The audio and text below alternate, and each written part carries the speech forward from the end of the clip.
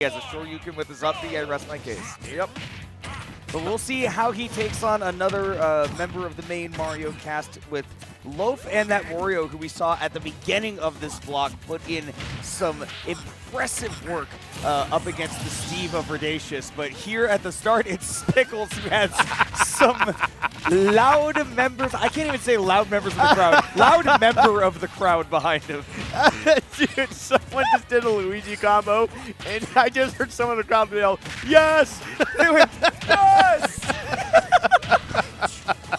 All right, well, Loaf already on the back foot here is going to be working hard to try and battle his way back as Spickles tries to keep this lead very much in his favor. I want everybody to know, if you go to a tournament and you are unashamedly, unabashedly confident and loud for somebody that you're cheering for, you will be loved. Yeah. The person who you're cheering against is going to think you're obnoxious, but don't listen to those thoughts in your head. I mean, that's one of the things I love about, any sort of regional tournament.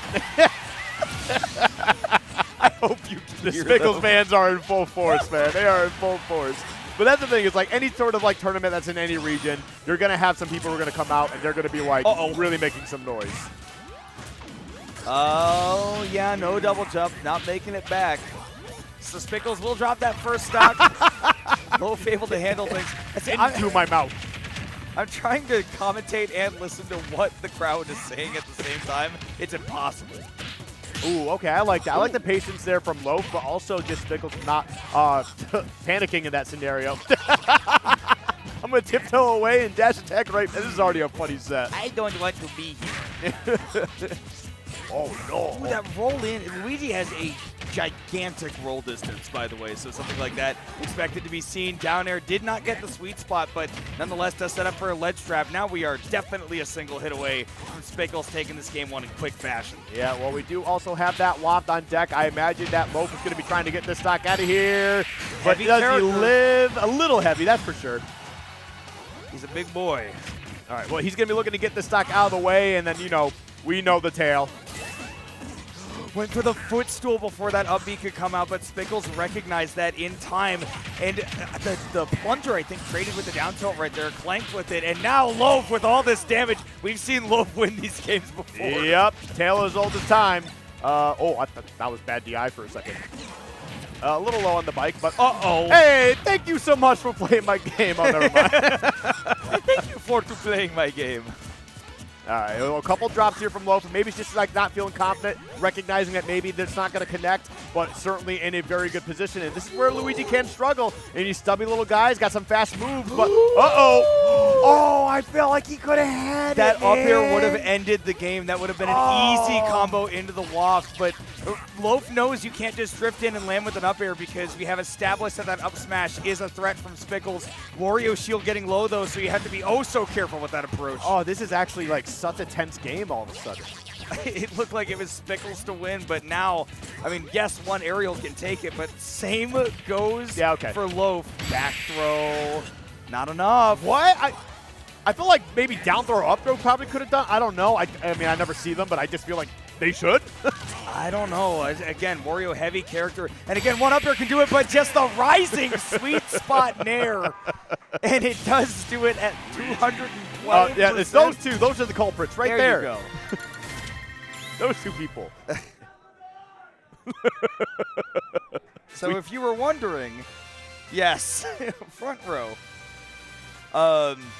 As you would expect, and Loaf seems to be taking it in good spirits. I mean, Loaf has competed at top levels all around the country, and when you go to other regions, you know what's going to happen. You know right? this is going to happen. Like Loaf is definitely prepared for this scenario.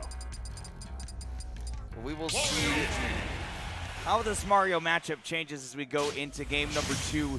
The Spickles able to close that game out, but again, very classic Loaf fashion that, okay, things got out of hand there at the beginning, but boy, it ended up being a real close game there at the end. Yep. Oh, okay, there we go, the spot dodge. Ooh, no opportunity for a grab because Luigi's got that tether grab, right? Takes a little bit longer to activate than a normal one. Loaf able to take advantage of that right there to get out of a sticky situation. Seems like Loaf has to work with so little space here on Small Battlefield. Oh, I love this song so much. Yeah, Big Crusher's great. Oh, this is my go-to when I compete. I don't compete anymore, obviously, because I'm very terrible, and I couldn't make it as a player. So. You are retired. In many ways, yes. Yeah, because I am tired again. I'm retired. That's like an old person joke I've ever heard one. Jeez. I'm secretly 85 years old. And I go.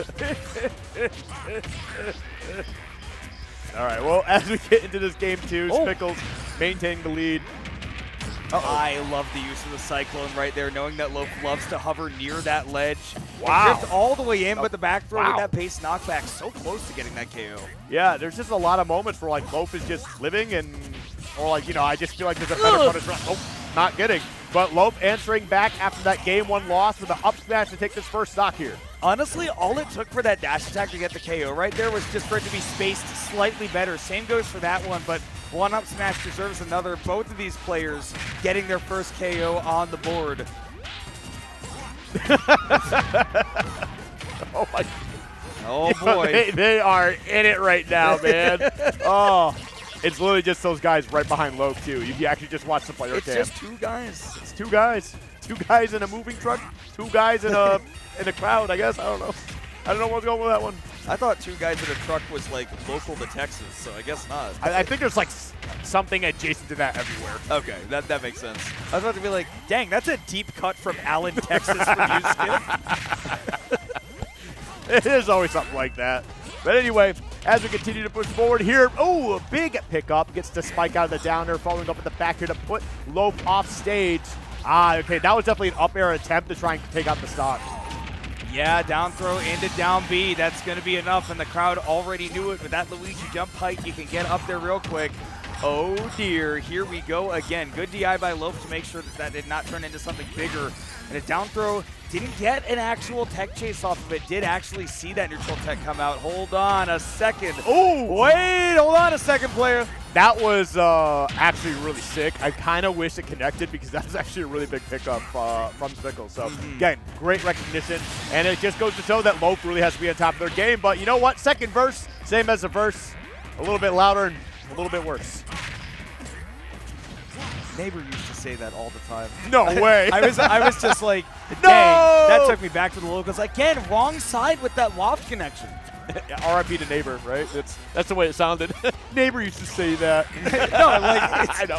I'm not gonna see him anymore. He's dead. Oh, he's dead. Spickles is dead.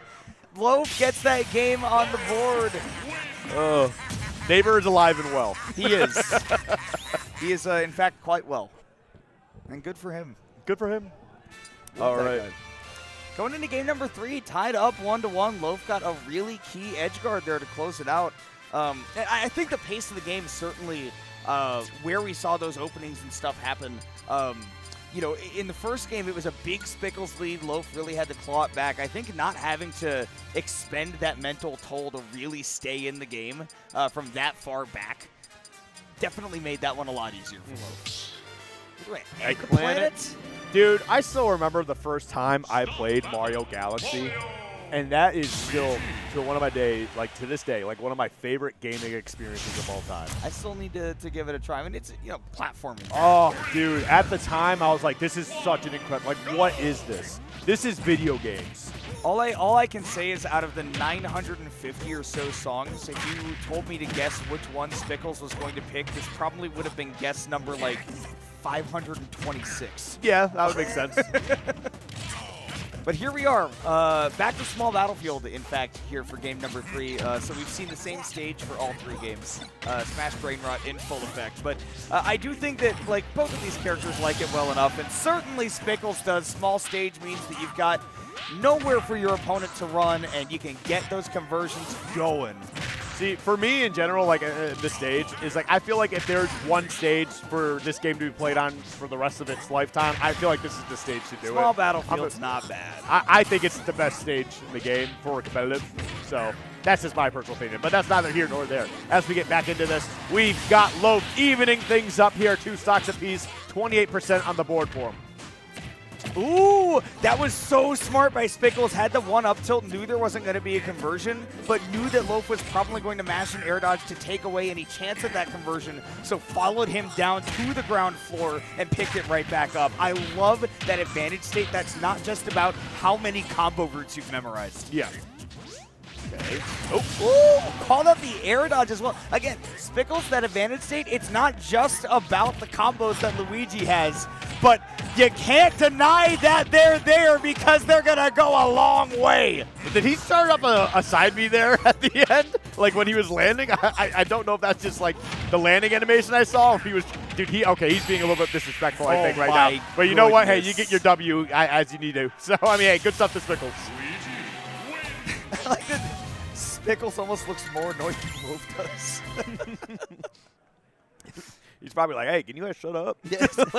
he probably does like it, to be honest. Oh, of course. I mean, dude, if you have that many people cheering for you, you told them to stop. Like, sure they would.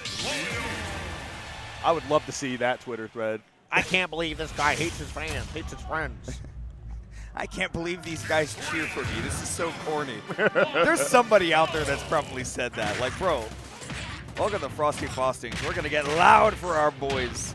I still remember, like, when we had, like, first went back into offline, and, like, HBox's chat, who just was not aware of, like, offline Smash beforehand, was like, these people are too loud. They need to be quiet. And it's like, brother, welcome to offline. Brother, this is fighting games. If you don't like it, I don't know, man. They give you noise-canceling headphones in Counter-Strike.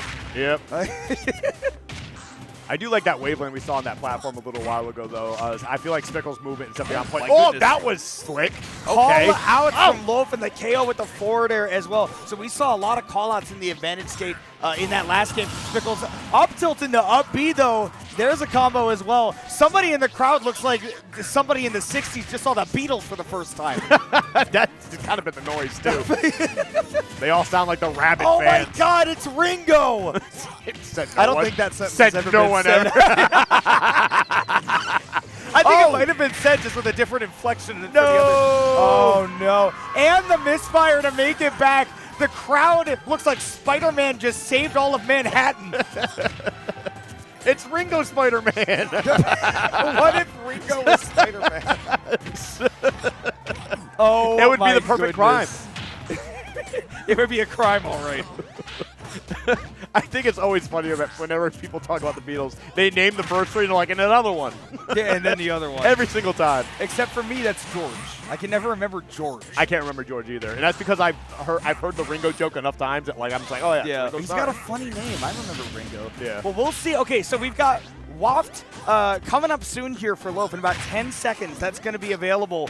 Now, obviously 98%, not great. You've got confirms coming up for Spickles as well, who just needs one more win to get into winner's side top 8, and gets it with that back air. The crowd, and by the crowd I mean like 3 people, so much more excited than Spickles, who's like, yeah, that's great. That's awesome. Made it into top 8. But good stuff to Spickles, taking on one of the top seeds of the tournament in Loaf, and dispatching of him. We've had some big upsets already today. Have. And, I mean, again, it's just top 48. This is kind of where the magic really happens. Like pools, you might get a crazy upset here and there. It's just not as expected, but top 48. This is where the magic happens, baby. Mm-hmm. And we are, it's not going to stop anytime soon, as we got Mistral coming back up for the 3rd time this top 48. 3rd time, because Mistral keeps doing well, right? Sort of not expected to make it as far playing against Raven King earlier, but did actually get that dub. And